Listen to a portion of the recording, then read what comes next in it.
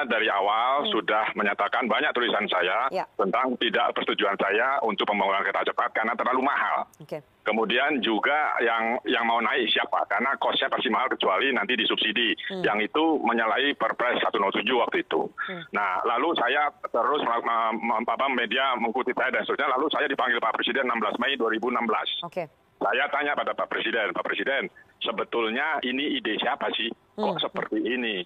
Jawaban Pak Presiden, itu ide saya, Mas. Karena untuk menjadi bangsa yang besar, kita harus mempunyai teknologi tinggi. Dan saya memilih kereta cepat karena dibantu Cina, itu waktu saya diajak naik kereta oleh Xi Jinping, ini enak sekali dan Cina mau bantu. Saya bilang, oke Pak, tetapi kosnya mahal sekali. Enggak, tenang saja. Tidak apa-apa, bisa kita biayai. Ya sudah, saya sudah sampaikan kemungkinan-kemungkinan yang sekarang terjadi. Jadi kalau sekarang berkomentar lagi, ya saya sudah sampaikan langsung pada Pak Presiden dan ini sekarang terjadi. Nah ini belum apa-apa. Yang nanti saya khawatirkan, ketika operation maintenance kereta ini sudah jadi, itu juga sangat tinggi. Lalu yang mau naik siapa? Karena jurusannya hanya dari Halim sampai Padalarang, tidak lagi sampai Bandung. Tidak berhenti di Kerawang, tidak berhenti di Walini. Sehingga pertanyaan saya, kalau kita mau ke Bandung, naik kereta cepat, katakan 40 menit, tapi habis itu turun kereta, lalu sambung apa? Angkot, bus, atau kereta parahyangan, itu merepotkan. Karena orang membawa bagasi, lalu menggendong anak, kan susah. Sehingga pertanyaan saya, siapa yang mau naik? Ketika yang mau naik sedikit, tentu cost untuk operation maintenance-nya naik. Lalu kapan kembalinya itu bisa dihitung, ada hitung-hitungannya. Karena saya punya proposal yang dibuat oleh Jepang dan proposal yang dibuat oleh Cina. Tapi Pak Agus sekali lagi, apakah kemudian ini menunjukkan meskipun Anda dan mungkin para pengamat yang lainnya sudah pernah mengingatkan Presiden, ini menunjukkan bahwa ada skema perencanaan yang salah ya? Bukan yang salah setelah berjalan, dari dulu juga salah. Makanya saya bilang kan terlalu mahal. Karena saya sudah pastikan, saya sampaikan pada Pak Presiden, pasti akan ada hal-hal yang membuat Pak Presiden repot. Nah sekarang ini yang terjadi. Ya kan, jadi bukan salah karena sudah jalan lalu salah, enggak. Memang dari awal itu hitung-hitungannya. Kalau yang dibuat oleh Jepang itu kan, ini kan proyek Jepang, lalu diminta paksa oleh pemerintah diberikan pada Cina. Ini bukan pakai tender ya.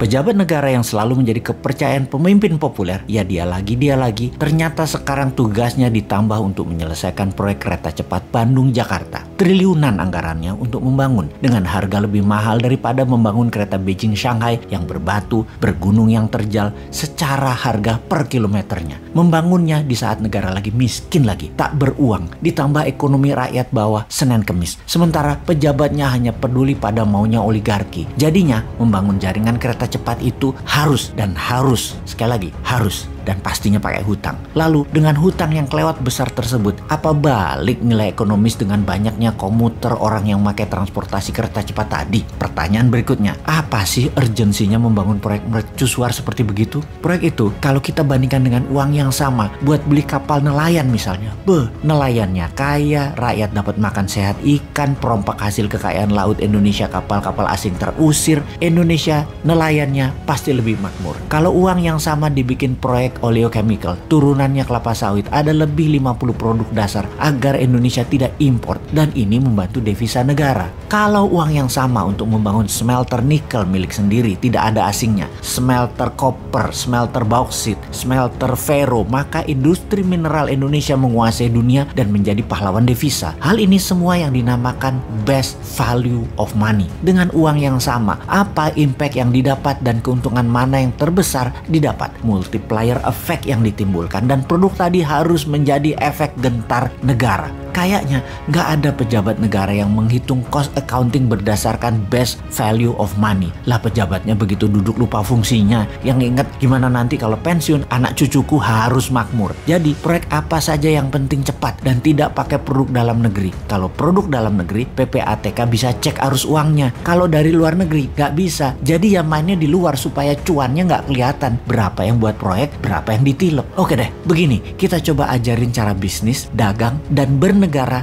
dalam satu penjelasan sekaligus. Nomor 1, spek material harus 100% produk lokal karena hal yang statis sekali lagi harus produk lokal. Mending Krakatau Steel yang buat relnya karena sisanya seperti bantalan dan jaringan-jaringannya yang statis dan elektrik lokal bisa. Tentunya dengan bimbingan yang memiliki lokomotif penarik gerbongnya. Lalu gerbongnya buatan Madiun PT Inka. Jadi hanya lokomotif dan teknologi teknologi high speed train yang dibutuhkan dari pihak asing yang ternyata tidak lebih 20% nilai proyek. Ingat, filosofinya kereta cepat atau alat transportasi massal adalah memudahkan perpindahan manusia dari tempat tinggalnya ke wilayah produktif lainnya. Dalam jarak Jakarta-Bandung, ada 3 pemberhentian baru. Jangan yang punya oligarki seperti grup Lipo, Mekarta, Sinarmas pemberhentiannya. Harus lahan baru milik BUMN yang akan dibangun 1 juta tempat tinggal murah, cicilan tanpa bunga yang dibangun low rise apartemen, high rise apartemen, dan land house yang lengkap dengan sekolah, pasar, rumah sakit di setiap wilayah. Murahnya lahan, bangunan murah karena tanpa bunga akan memindahkan 1 juta manusia ke wilayah tempat tinggal baru yang bukan milik oligarki Dracula penyedot hak rakyat dan oligarki perubah peraturan pemerintah sesuai dengan maunya dan keuntungan mereka yang akan meningkatkan keuntungan mereka